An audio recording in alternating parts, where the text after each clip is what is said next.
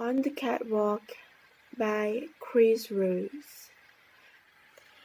I can't believe I'm here.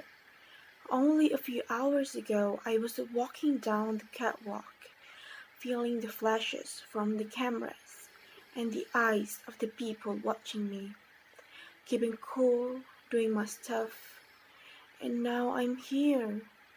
I'm in jail. My name is Carrie Brown. I was a famous model. Now I'm a famous criminal. I'm going to tell you the story of how I got here, and I'm going to tell you why I'm innocent. But please, give me a bit of time. Right now, I'm scared and cold. This all seems like a terrible nightmare.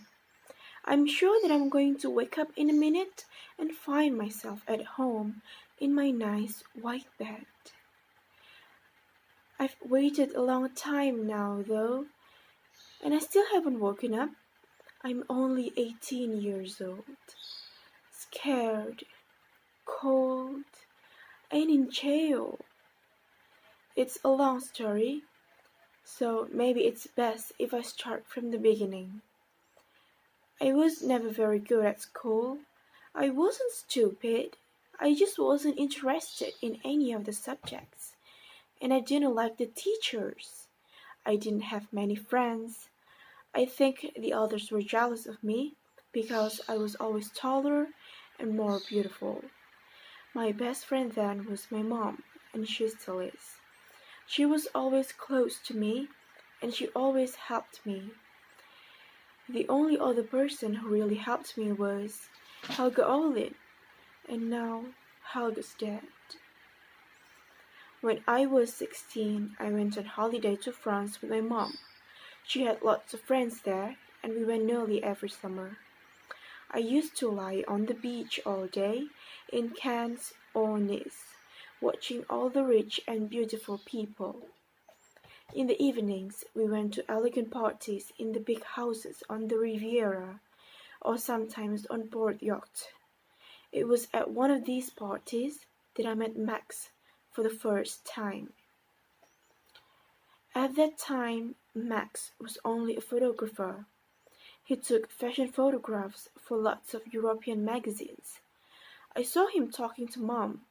He was tall and elegant, but had a relaxed look. He was wearing an open-necked shirt without a tie, and he hadn't had a shave. "Carrie, this is Max."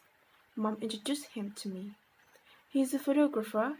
He says he wants to take some photos of you. He thinks you could be a model." Of course, at the time I was delighted. Now I realize that meeting Max was probably the biggest mistake I ever made. Max took some pictures of me wearing casual clothes on the beach at Saint-Jouin-les-Pins and sold them to French fashion magazine. A few days later, a chain of Italian shops asked me to do a shoot for them. I remember at the time, I didn't even know what a shoot was. "It's just the word they use to mean a collection of photos," explained Max. "Don't worry, I'm not going to shoot you." It all happened so quickly. It was only 2 years ago, but it seems like a lifetime. When I think of all the things that have happened to me in the last 2 years, I remember doing the shoot for the Italians as if it was yesterday. We went to Rome and we took pictures around the Trevi Fountain and in Piazza di Spagna. It was so romantic. That evening, we went to eat in a restaurant and Max offered to be my manager. "A manager?" I said. "I don't need a manager. I'm a person, not a business." "Listen," replied Max. "You are going to be very famous, and you need somebody to take care of your money for you. You shouldn't worry about money when you're still so young. You should just have a good time. Enjoy yourself while you can." Because I was still too young, Mom signed the contract for me. Max became my manager. I think Max was a really good manager because after I had signed the contract, Everything exploded. I was traveling all the time. In 1 week I went from Paris to New York to Tokyo and then back to Paris. I never saw our house. I lived in hotels. We always went to eat in restaurants, but I couldn't eat what I wanted. When Max and Mom ate dim sum, pasta, sushi, or steak, I just had some salad and a bottle of mineral water. I was photographed all the time. At the beginning, I did pictures for magazines, all types of clothes, from swimming costumes to expensive silk evening gowns to jeans. I think the high point was when I was on the cover of Vogue. They took a picture of me wearing a great big diamond necklace and earrings and holding a beautiful gray cat. It was a fantastic photo. Mom put the cover of the magazine in a frame and put it on the wall at home. I don't know now if I'll ever see it again. It was after the Vogue front cover that I started to get offers from the really big names. Gucci, Dior, Armani, and Versace all asked me to model their new spring, summer, autumn, or winter collections. The shows were frightening at the beginning. Then I met Helga. Max introduced me to her. She was already a famous model and a good friend of Max. Helga was probably my only friend in the world of modeling.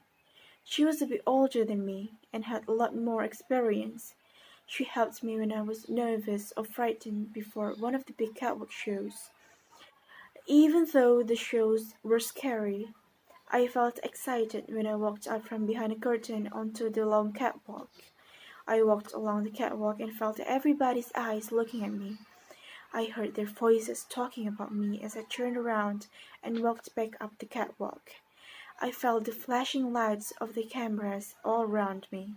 I remember that I wore sunglasses all the time because there were always the lights of the cameras flashing in my eyes.